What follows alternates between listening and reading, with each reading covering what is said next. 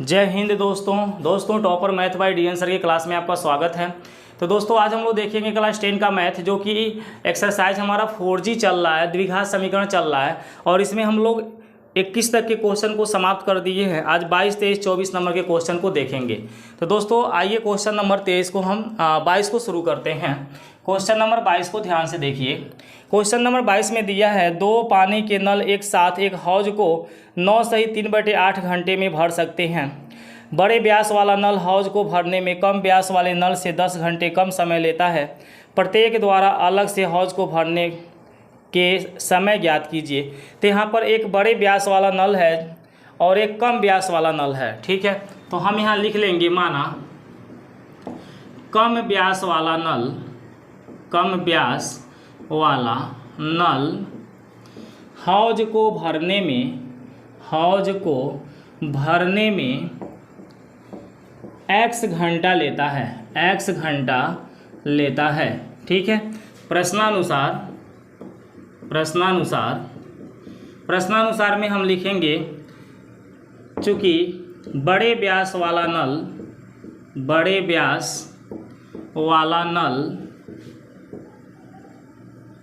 कम व्यास वाले नल से 10 घंटा कम समय लेता है, 10 घंटा कम समय लेता है, ठीक है। अगर लिखा हुआ नहीं समझ में आ रहा तो हम आपको बोल रहे हैं, लिख लीजिएगा। चूँकि बड़े व्यास वाला नल कम व्यास वाले नल से 10 घंटा कम समय लेता है, इसलिए बड़े व्यास वाले नल द्वारा हौज को भरने में लगा समय, कितना समय लगेगा? x माइनस 10 घंटा, क्योंकि कम व्यास वाले नल से 10 घंटा कम समय लेता है। तो x घंटा यदि ले रहा है तो उससे ये 10 घंटा कम लेगा, x माइनस 10 हो जाएगा। अब देखिए, अगर जो दोनों नल एक साथ हम खोलते हैं तो ये हौज को 9 से 1/8 घंटे में क्या करते हैं? भर देते हैं, ठीक है। तो हम लिखेंगे, चूँकि कम व्यास, या दोनों को साथ में लिख लीजिए ऐसे, चूँकि दोनों नल द्वारा 1 घंटा में हौज भरेगा, दोनों नल द्वारा 1 घंटा में कितना हौज भरेगा? तो इस क्वेश्चन में थोड़ा सा ध्यान से देखिए। 9 से 3/8 घंटा में पूरा नल भरता है, पूरा हौज भरता है। 9 से 3/8 घंटा में एक हौज भरता है। क्या होता है? एक हौज भर जाता है। तो 8 9 72 3 कितना होता है? 75/8 घंटा में, 75/8 घंटा में एक हौज भरता है। तो अगर हमें 1 घंटा का निकालना हो कि 1 घंटा में कितना हौज भरेगा, तो 8 का इस 1 में गुणा हो जाएगा 8 और ये 75 नीचे आ जाएगा 75, यानी 1 घंटा में कितना हौज भरेंगे दोनों लोग मिलके? 8/75।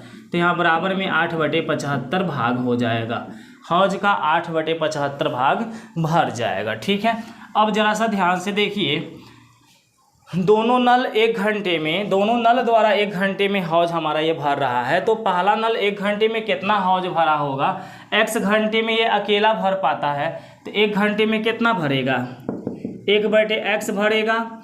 और दूसरा वाला अकेले कितना समय भरता था? x माइनस 10 घंटा में भर पाता था। तो 1 घंटा में ये कितना भरेगा? 1/x minus 10। और इन दोनों का जब जोड़ा जाएगा तो किसके बराबर आएगा? 8/75 के बराबर आएगा। ध्यान से समझिएगा बात को। जैसे x घंटा में वह 1 हौज को भरता है, तो मैं जानना चाहता हूं कि 1 घंटा में कितना हौज भरेगा। तो इस x को हम 1 कैसे बना सकते हैं? बटे में यहाँ x लिखें, यहाँ भी बटे में x लिखें। x से x कट के 1 घंटा बन जाएगा और यहाँ 1/x आएगा। कितना आएगा?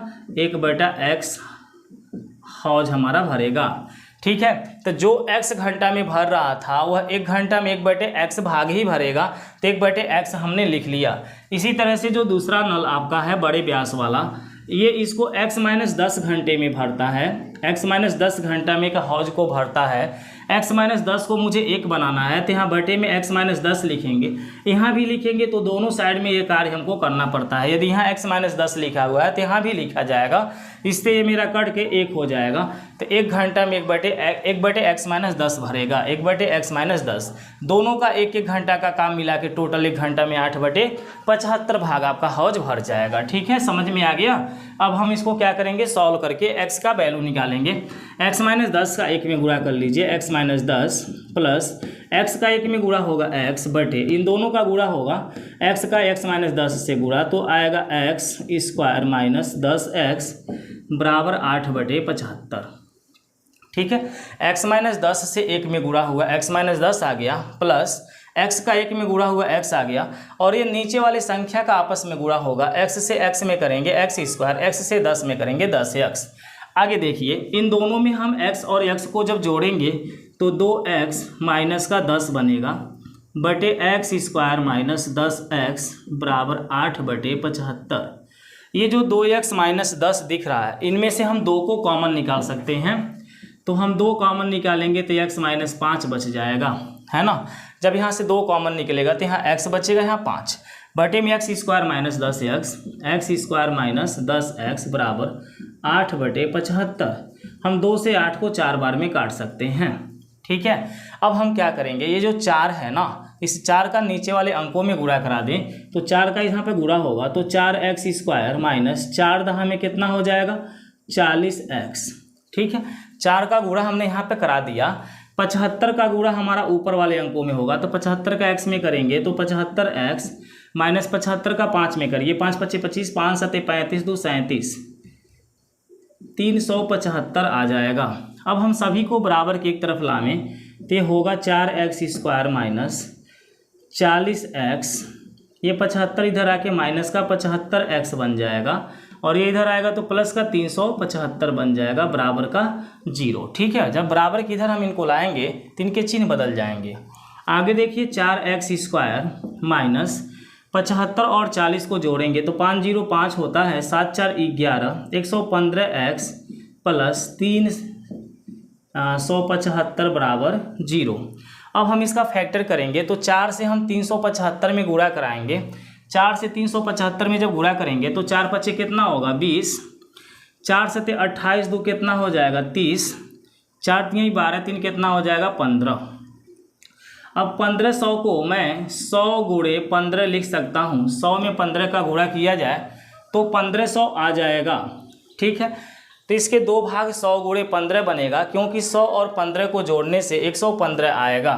तो हमारा अगला स्टेप बनेगा 4x² - 115 कैसे आएगा, 100 + 15 को ऐड करने से, 100 में 15 को ऐड करेंगे 115 हो जाएगा, बगल में x प्लस 375 बराबर 0। जब इसका फैक्टर होता है ना, तो x² का जो गुणांक है इसका हम इस अचर संख्या से गुणा करा देते हैं, तो 4 का जब हम 375 से गुणा कराएंगे 1500 बनेगा।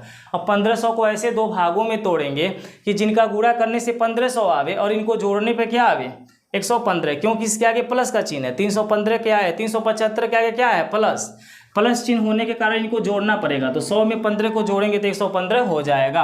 अब x का इसमें गुणा करा दीजिए, तो ये हो जाएगा 4x² माइनस x से 100 में गुणा होगा 100x, माइनस से प्लस में गुणा करने से माइनस, x का 15 में गुणा होगा 15x प्लस 375 बराबर में 0। ठीक है, आगे देखिए, चलिए इसके बाद यहाँ पर इसको मिटा देते हैं, यहाँ पर आपको समझा देते हैं। ठीक है, इसको हटा दीजिए।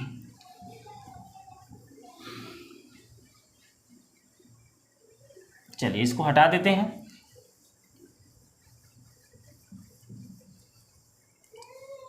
देखिए, अब हमें इन दोनों में कॉमन खोजना है, तो इन दोनों में कॉमन हमारा 4x है। 4x जब कॉमन निकलेगा तो यहाँ x - 25 बचेगा, क्योंकि 25 चौका 100 होता है। जब यहाँ से 4 निकलेगा तो 25 बच जाएगा, माइनस इन दोनों में हम कॉमन क्या ले सकते हैं, 15 को, तो ब्रैकेट में x - 25 बचेगा बराबर 0। इन दोनों में कॉमन हमारा क्या है 15 है। जब हम 15 कॉमन लेंगे तो x माइनस 25 बचेगा। x माइनस 25 हमारा एक साथ हो जाएगा और 4x माइनस 15 एक साथ हो जाएगा बराबर के 0। अब हम लिखेंगे चूँकि x माइनस 25 बराबर में है 0, इसलिए x बराबर क्या निकलेगा 25। इसी प्रकार नेक्स्ट ब्रैकेट को देखा जाए, इसी प्रकार नेक्स्ट ब्रैकेट हमारा क्या है 4x माइनस 15 बराबर 0। तो 4x की वैल्यू 15, x की वैल्यू 15 बटा कितना लगा 4। अगर हम मानते हैं x की वैल्यू 15 बटा 4 है तो इसका मतलब हुआ 4 तियाई 12, 4 चौका 16, यानी ये 4 घंटा से कम टाइम ले रहा है।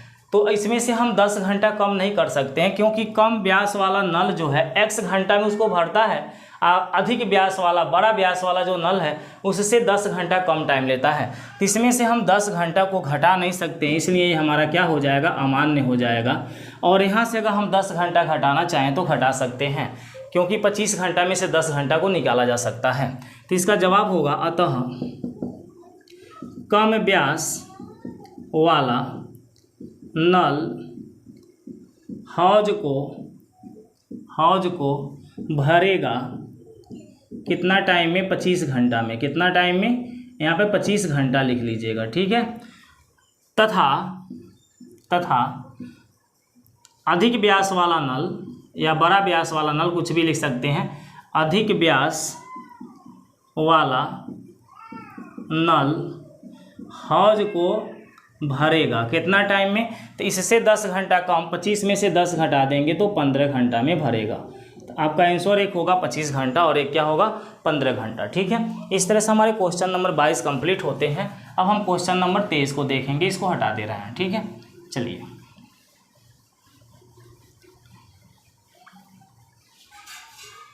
इसको हटा दे रहे हैं।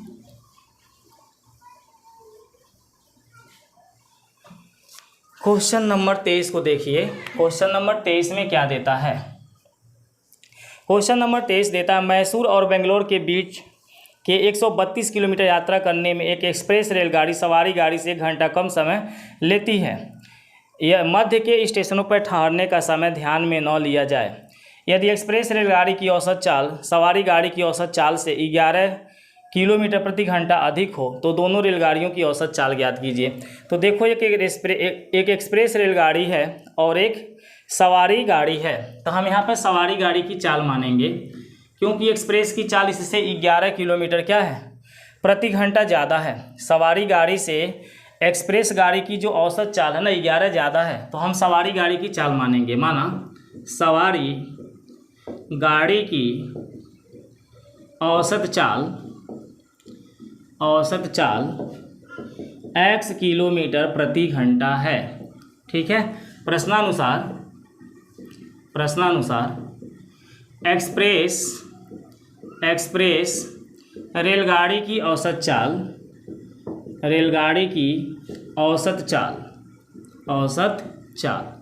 तो जो एक्सप्रेस रेलगाड़ी है ना उसकी औसत चाल इससे 11 ज़्यादा बोल रहा है, तो हम x + 11 लिख लेंगे किलोमीटर प्रति घंटा, ठीक है। अब क्वेश्चन में देखो कहता है कि मैसूर और बेंगलोर के बीच की दूरी 132 किलोमीटर है और यात्रा करने में जो एक्सप्रेस रेलगाड़ी है सवारी गाड़ी से 1 घंटा कम समय लेती है। तो हम यहाँ लिखेंगे चूँकि 132 किलोमीटर की यात्रा में सवारी गाड़ी द्वारा लगा समय,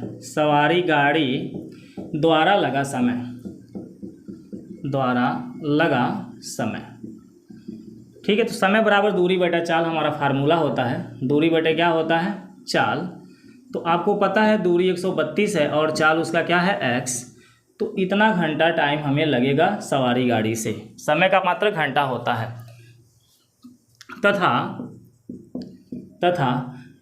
132 किलोमीटर की यात्रा एक्सप्रेस रेलगाड़ी द्वारा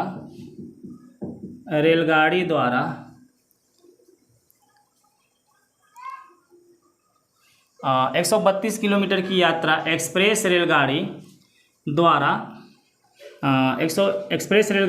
एक्सप्रेस रेलगाड़ी द्वारा 132 किलोमीटर की यात्रा एक्सप्रेस रेलगाड़ी द्वारा करने में लगा समय। ठीक है, जब हम एक्सप्रेस रेलगाड़ी से चलेंगे तो वह यात्रा तय करने में कितना समय लगेगा। तो दूरी 132 ही रहेगा और इसकी चाल हमारी x प्लस क्या हो जाएगी 11 घंटा।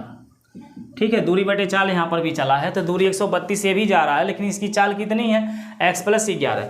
अब देखिए यह जो समय है एक्सप्रेस का समय है और ये जो समय है ये हमारी सवारी गाड़ी का है। तो दोनों समय बराबर नहीं है, ये 1 घंटा कम समय लेता है और ये 1 घंटा ज़्यादा लेता है। तो 132 बटे जो x है और 132 बटे x प्लस जो 11 है ये दोनों आपस में बराबर नहीं है। ये 1 घंटा कम समय लिया है और ये 1 घंटा ज़्यादा लिया है। तो जब 1 घंटा कम लिया है तो इसमें हम एक को क्या करें जोड़ दें, अभी हमारे आपस में क्या हो जाएंगे बराबर हो जाएंगे। अब इसको पक्षांतर कर लीजिए, 132 बटे x बराबर किधर आएगा तो माइनस हो जाएगा 132 बटे x प्लस 11 बराबर में 1। 132 को जब हम कॉमन निकाल देंगे तो ब्रैकेट में 1 बटे x बचेगा और यहाँ 1 बटे x प्लस 11 बचेगा, ब्रैकेट बंद करके बराबर में 1। ठीक है, अब ये जो 132 है यहाँ पर देखिए 132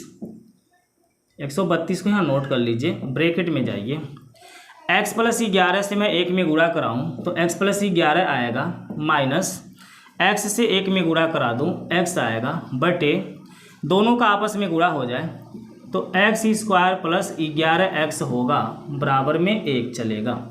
x से x मेरा क्या होगा कट जाएगा।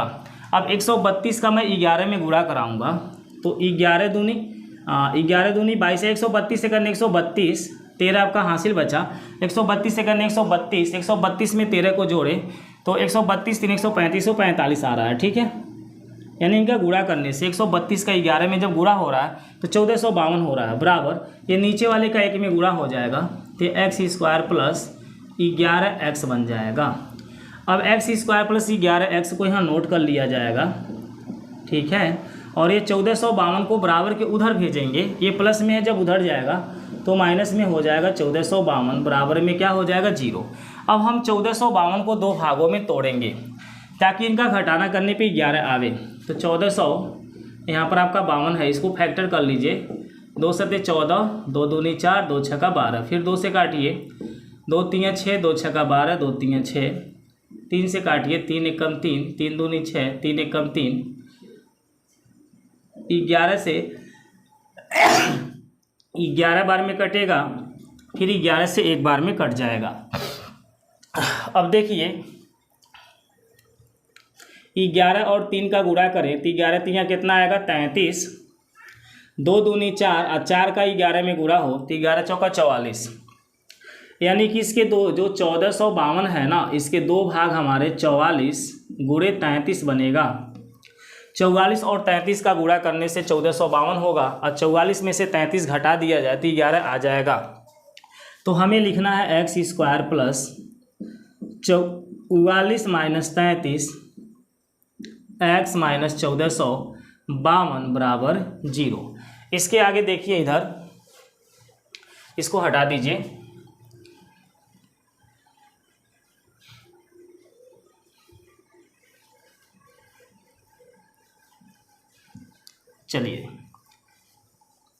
चलिए देखिए क्या दिया है x स्क्वायर प्लस x से हम इस ब्रैकेट में गुणा कराएंगे तो 44x बनेगा माइनस 33x बनेगा माइनस 1452 बनेगा बराबर के 0। अब इन दोनों में और इन दोनों में हम कॉमन ढूंढें तो इन दोनों में x मेरा कॉमन है तो x प्लस 44 हो जाएगा माइनस इन दोनों में 33 को कॉमन लिया जाए तो x प्लस 44 हो जाएगा बराबर 0। ठीक है, अब x प्लस 44 मेरा साथ में होगा और x माइनस 33 मेरा साथ में होगा बराबर 0। चूँकि x प्लस 44 जो है इसके बराबर 0 है इसलिए x की वैल्यू माइनस 44 निकलेगी। रेलगाड़ी की चाल माइनस में नहीं हो सकती है इसलिए ये अमान्य है।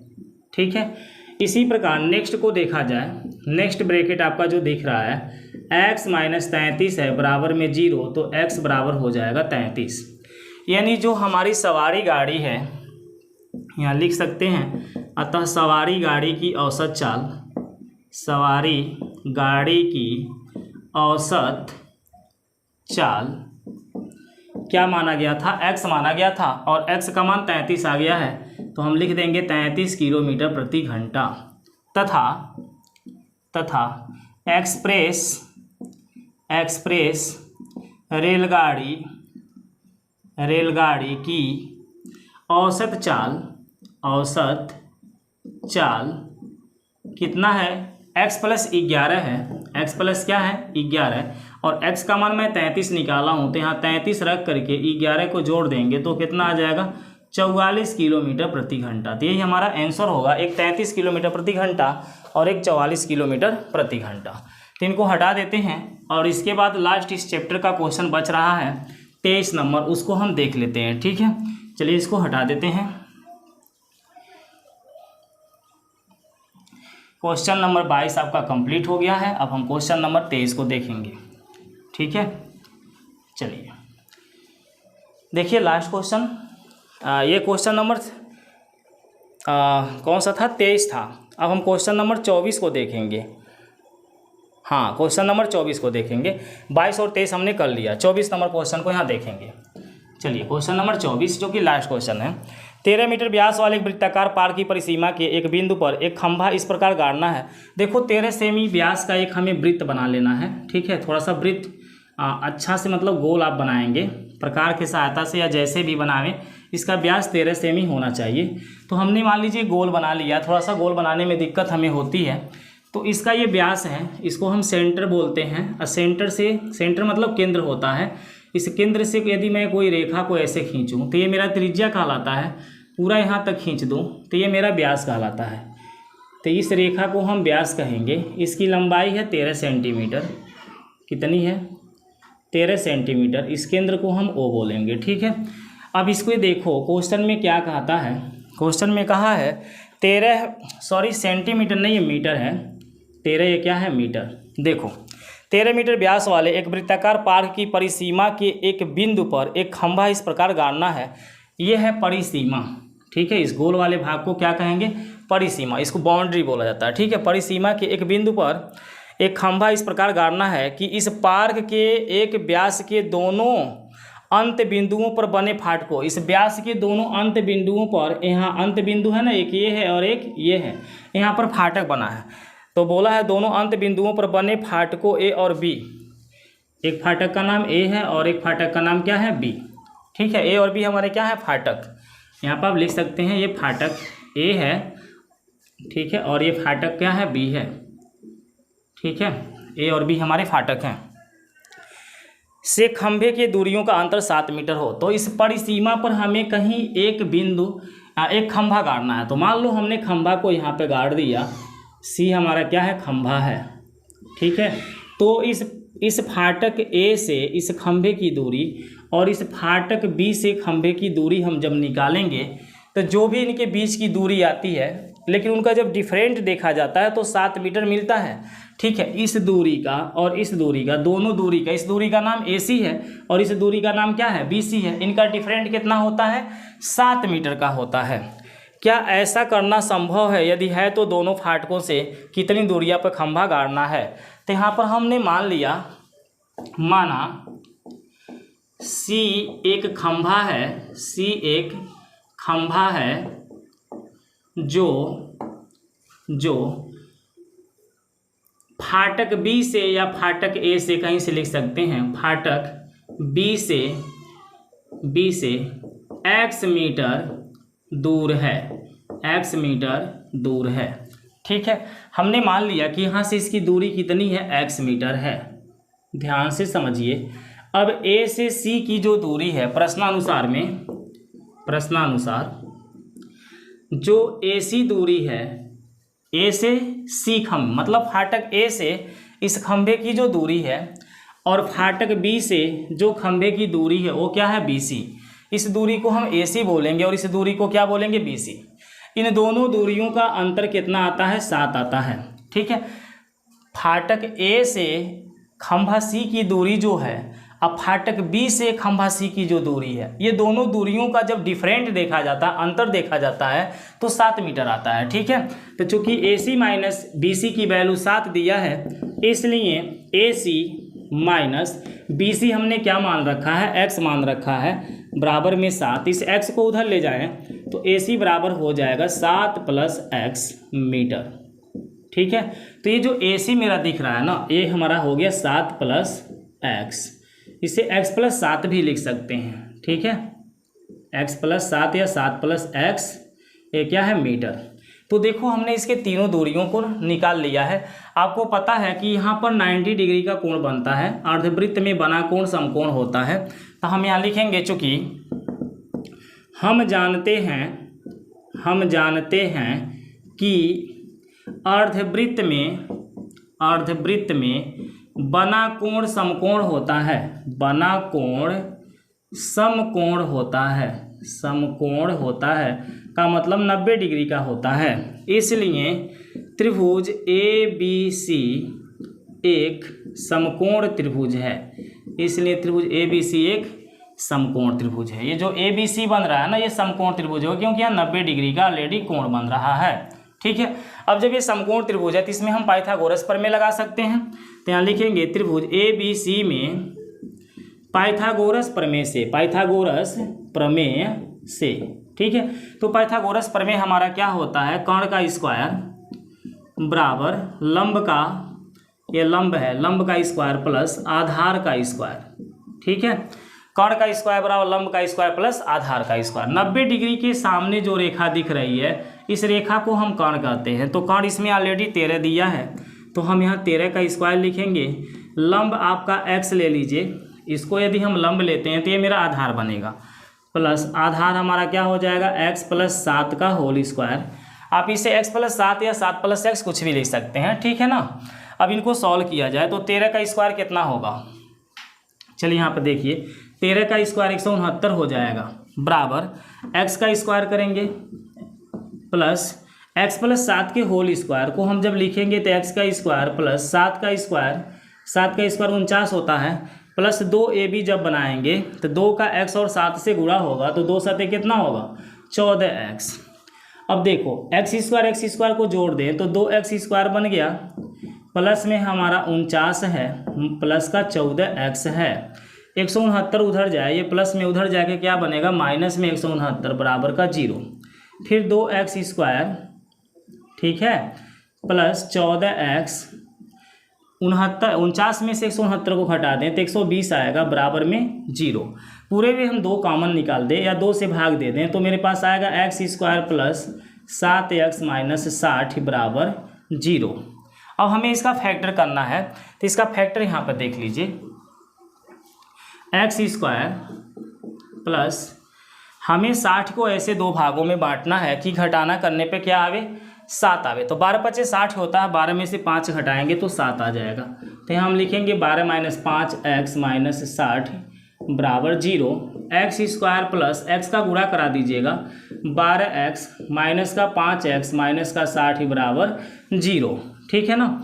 अब इन दोनों में हम x को कॉमन निकाल लें तो x + 12 बचेगा, इन दोनों में 5 को कॉमन निकालें तो x + 12 बचेगा, बराबर का 0। जब हम -5 को कॉमन लेंगे तो ये माइनस चिन्ह मेरा प्लस बन जाएगा। ठीक है, x + 12 मेरा साथ में होगा और x - 5 मेरा साथ में होगा, बराबर के क्या होगा, 0। चूँकि x + 12 जो है इसके बराबर 0 दिख रहा है, इसलिए x की वैल्यू आएगी -12, जो कि अमान्य है, क्योंकि कोई दूरी माइनस में नहीं होती है, तो ये हमारा अमान्य हो जाएगा। इसी प्रकार नेक्स्ट को देखा जाए, इसी प्रकार जो नेक्स्ट है x - 5 बराबर 0 है, तो x बराबर कितना आ जाएगा, 5। यानी खंभा B से फाटक B से खंभा C की दूरी 5 मीटर है। कितनी मीटर है, 5, क्योंकि x का मान हमारा 5 आ रहा है। तो यहाँ लिखेंगे अतः पहले फाटक से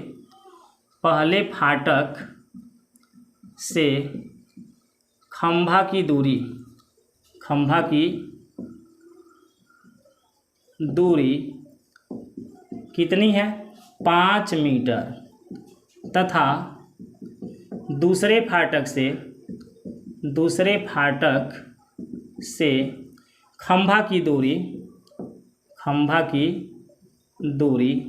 कितनी होगी बताओ। अगर यहाँ से ये 5 मीटर, एक्स का मान 5 आया तो हम यहाँ 5 रख दे तो 7 5 कितना हो जाएगा 12 मीटर, 12 मीटर है। ठीक है, तो पहले खंभा से, पहले फाटक से ये 5 मीटर दूर है और दूसरे फाटक से यह 12 मीटर दूर है।